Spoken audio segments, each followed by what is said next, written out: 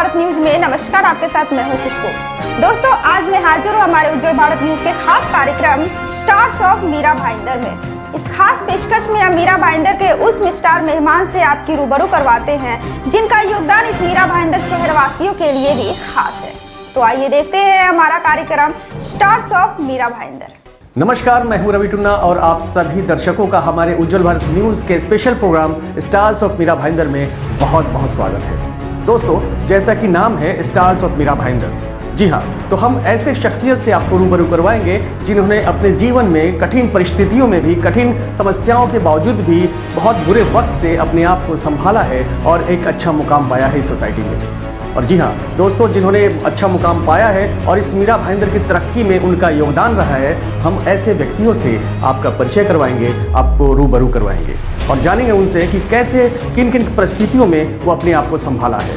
दोस्तों, हमारे यह कार्यक्रम उन युवाओं के लिए भी एक प्रेरणादायक साबित होगी जो कि लाइफ में कुछ आगे बढ़ना चाहते हैं। तो देखते रहिए हमारा नया कार्यक्रम the stars of Mira Bhayandar. हमारा देश भारत, जिसकी आर्थिक राजधानी मुंबई को कहा जाता है और मुंबई से सटे ही एक शहर है मीरा भाईंदर। मीरा भाईंदर तेजी से ग्रोथ करने वाले शहरों में गिना जाता है। लगभग 50 वर्ष पहले मीरा भाईंदर एक गांव जैसा था, लेकिन आज के समय में यह शहर एक महानगर की तरह दिखने लगा है। इस शहर में जो भी व्यक्ति आया है और उसने अपने मेहनत के बल पर समाज में एक अच्छा मुकाम बनाया है और साथ ही साथ मीरा भाईंदर की तरक्की में योगदान दिया है, हम उन्हें स्टार्स ऑफ मीरा भाईंदर की उपाधि से नवाजते हैं।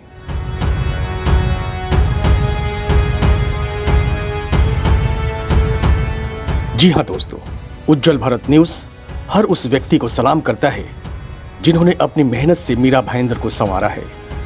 हम अपने चैनल के माध्यम से उन सभी स्टार्स को आपसे रूबरू करवाएंगे और जानेंगे उनसे उनके जीवन के संघर्ष के विषय में।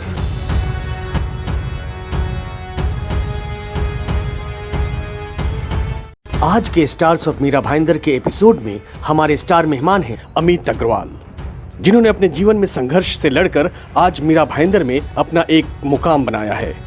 आइए जानते हैं उनसे उनके जीवन की कहानी, उन्हीं की जुबानी। अमित अग्रवाल।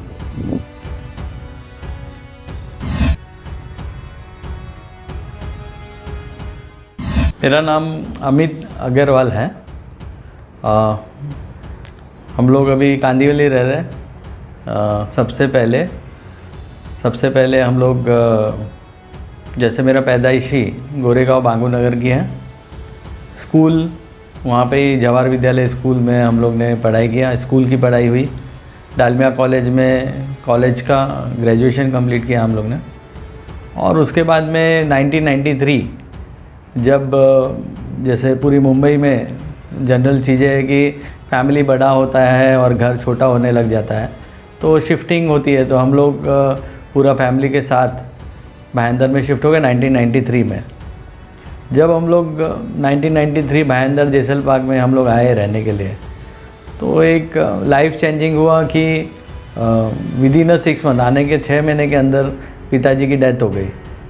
पिताजी की डेथ होने से पूरा हम लोग की लाइफ में चेंजेस आ गया। सब हम लोग 4 भाई, यानी 2 बड़े हैं मेरे भाई और एक छोटे, और एक बहन जिसकी शादी करनी बाकी थी।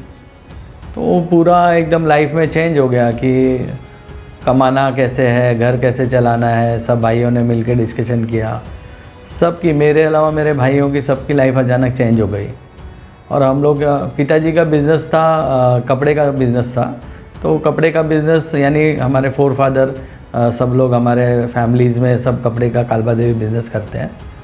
अभी भी कई लोग करते हैं वही बिज़नेस। और पापा का वही बिज़नेस था। मैं तभी एज ऑफ 22 में था, तो मैं तभी उनके साथ जाने चालू किया था और इतने में पापा का डेथ हुआ।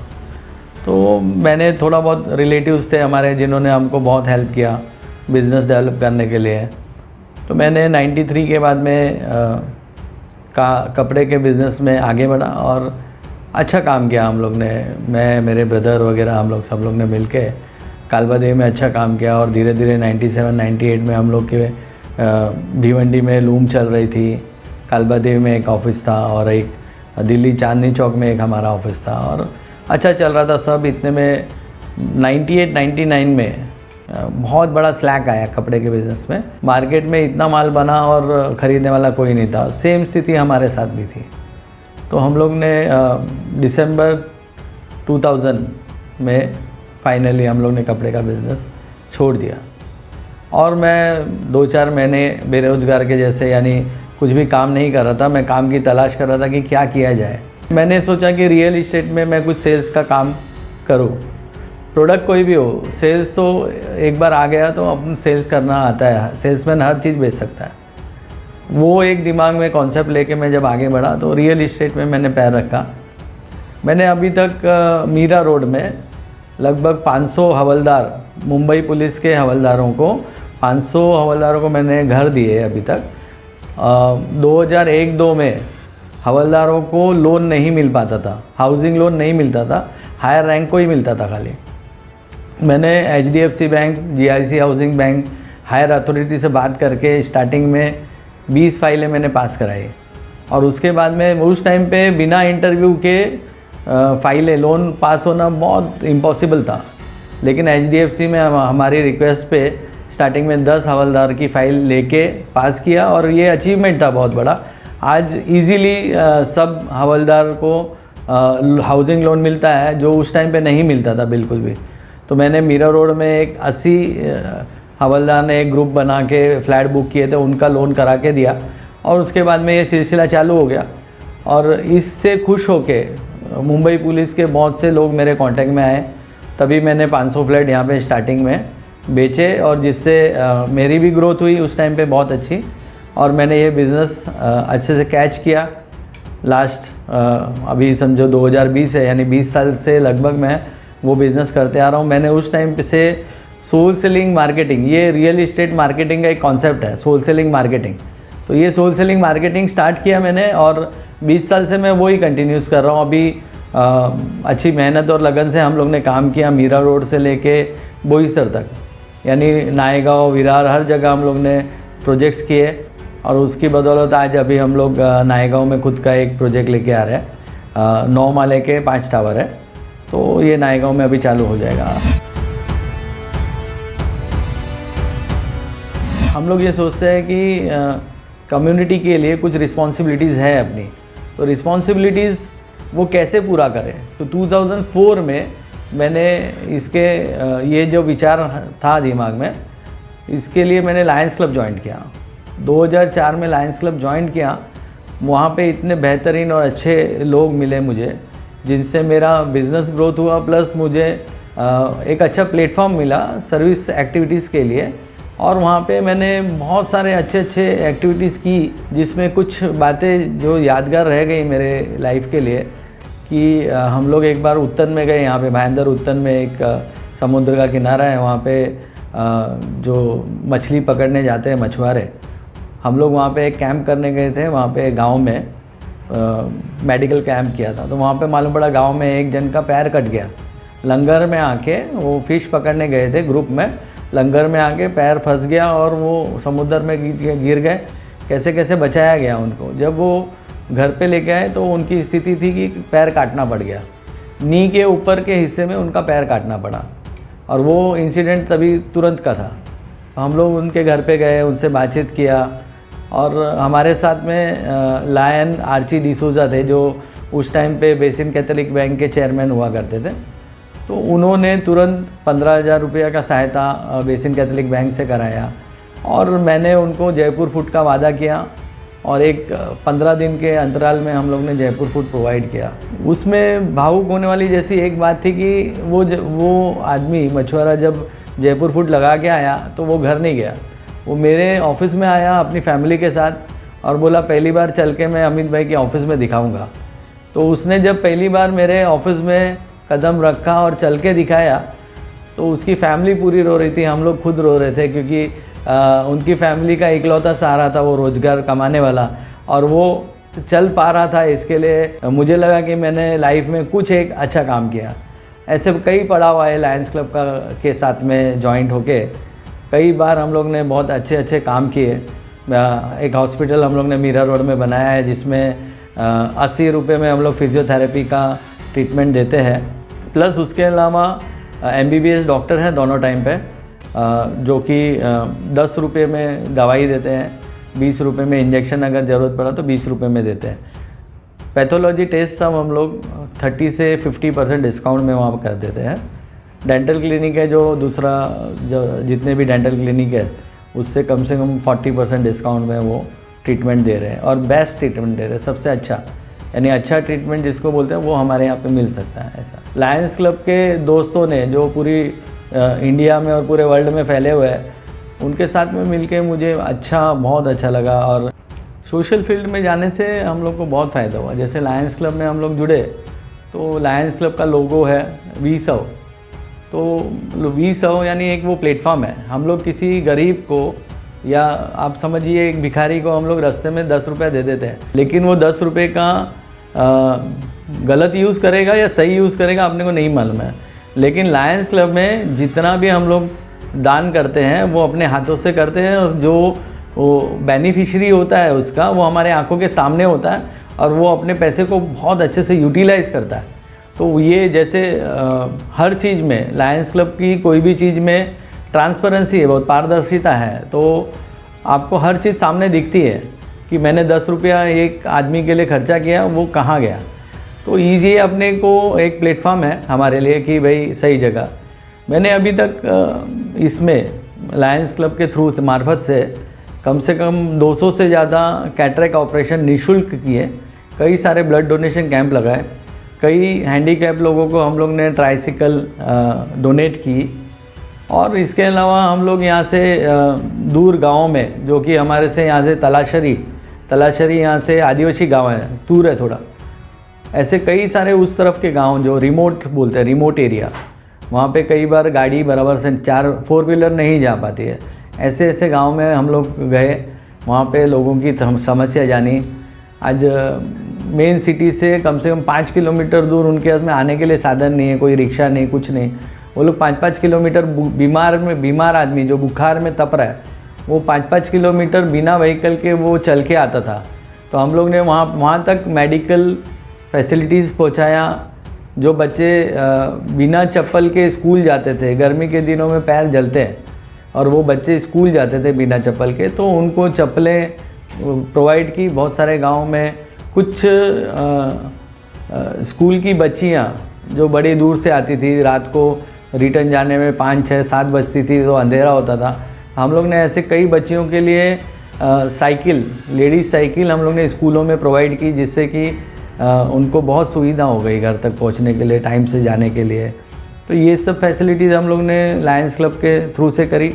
हम चाहते हैं कि समाज में हर आदमी ये समझे कि समाज के प्रति हमारी कोई ना कोई रिस्पॉन्सिबिलिटीज़ है, और वो समाज के लिए कुछ ना कुछ करे। आप भी कुछ ना कुछ कीजिए और समाज को कुछ दीजिए। समाज ने अपने को बहुत कुछ दिया है, तो हम लोग को भी समाज को कुछ देना चाहिए। ये मेरी आपसे विनंती है सबसे।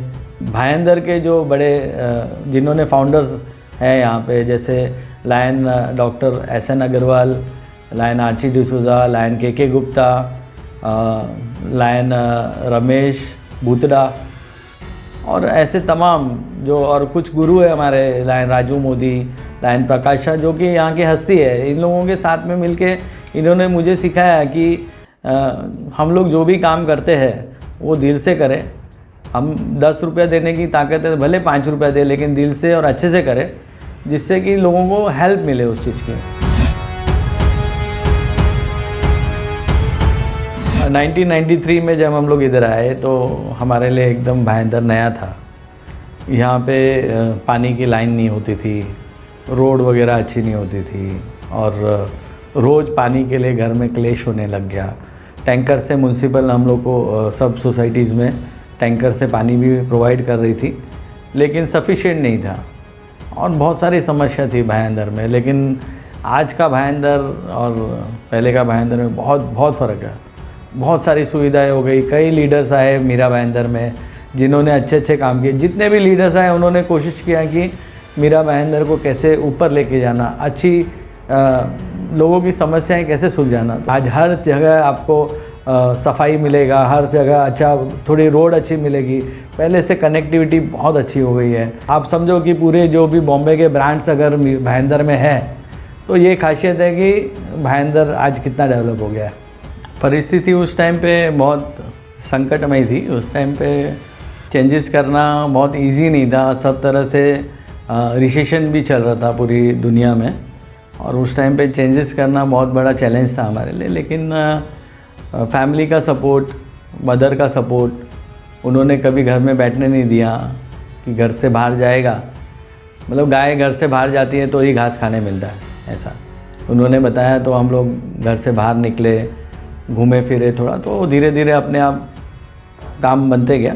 जैसे यहाँ पे स्टेट एजेंट ब्रोकर भाई जो है, उनको पुलिस के मार्फत बहुत टॉर्चर किया जाता था। कोई भी कंप्लेन आती थी तो वो सबसे पहले ब्रोकर भाइयों को पुलिस उठाती थी और उनको बहुत प्रताड़ना देती थी।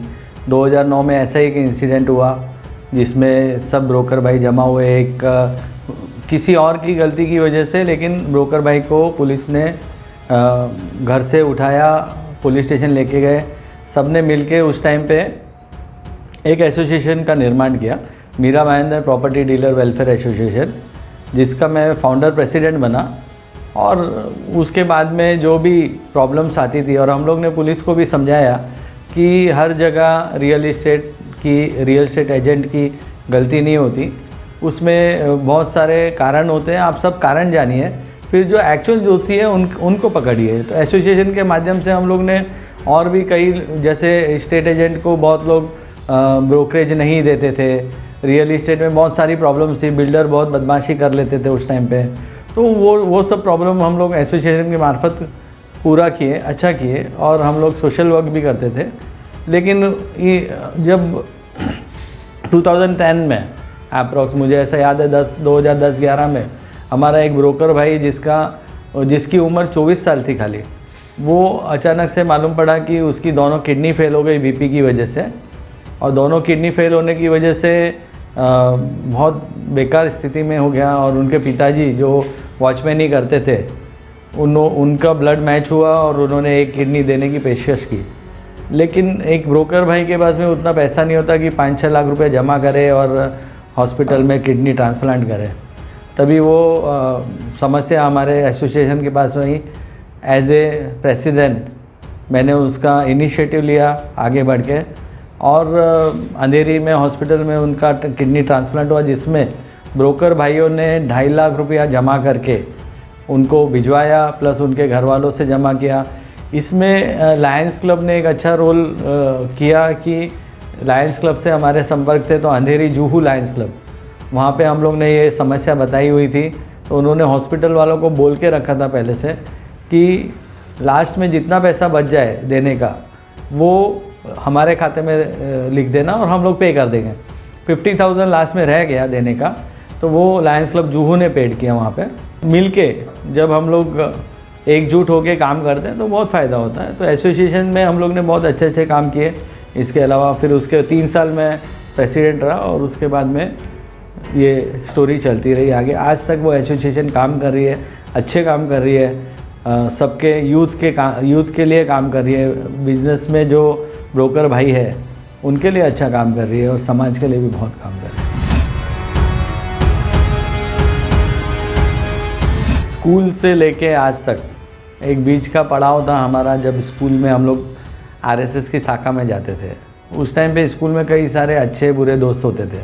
बुरे दोस्त हमारे बहुत नज़दीक हुआ करते थे, अच्छे दोस्त थोड़े कम हुआ करते थे। लेकिन आरएसएस की शाखा में जाते जाते बहुत सारी चीज़ें हमको सीखने मिली, जैसे कि मेहनत करना, मन लगा के काम करना। वो सीख हम लोग को, जैसे 93 में हम लोग भाईंदर आए, तभी आरएसएस और वो दोस्त छूट गए पीछे। लेकिन उनसे जो बातचीत हुई, उनसे जो सीखने मिला हमको, वो सब मुझे आज तक याद है। और उसके पीछे हम लोग दौड़ते चले आए, और जितनी हमारे लाइफ में प्लस हुआ, वो उसका ही कारण था कि हमने उनसे सीखा था कि पूरा ताकत से अपने को लाइफ में आगे बढ़ना है, ईमानदारी से आगे बढ़ना है। ईमानदारी करने के टाइम पे स्टार्टिंग में कुछ तकलीफ़ें आती है, लेकिन अगर कंटिन्यूस हम ईमानदारी में हम चलते हैं और भटकते नहीं हैं, तो 100% हमको रिज़ल्ट मिलता है। और गीता में बोला है कि कर्म किए जा, फल की इच्छा मत कर। फल भगवान के ऊपर छोड़ देने का, भगवान 100% अपने को देखता है, और फल देता है। तो सब लोगों से उम्मीद है कि लाइफ में मेहनत करें। मुंबई एक ऐसी जगह है जहाँ पे चमत्कार होते हैं। जितने चमत्कार इंडिया में हो गए उसमें 80% चमत्कार मुंबई में हुए। आपने सुना होगा कि एक आदमी हाथ गाड़ी चलाता था, वो करोड़पति हो गया, या रिलायंस अंबानी हो गया। तो ये मुंबई में ही होता है। तो मुंबई में ये सब चमत्कार होता है खाली मेहनत करने वालों के साथ। जो आलसी आदमी हैं और जो काम देख के भाग जाते हैं उन लोगों को चमत्कार नहीं मिलता। लेकिन आप दिल लगा के मेहनत से अगर काम कर रहे हैं तो ये चमत्कार आप सबके साथ हो सकता है। तो आप लोग मेहनत कीजिए और मन लगा के काम कीजिए, काम के प्रति अपना सकारात्मक रुख रखिए, तो 100% आपके साथ चमत्कार होगा। सुना आपने हमारे स्टार मेहमान यानी स्टार ऑफ मीरा भाईंदर अमित अग्रवाल। उन्होंने अपने जीवन में कितने संघर्ष किए हैं। अब हम फिर अगले एपिसोड में आपसे रूबरू करवाएंगे एक नए शख्सियत से जो होंगे हमारे स्टार ऑफ मीरा भाईंदर। देखते रहें उज्जवल भारत न्यूज़।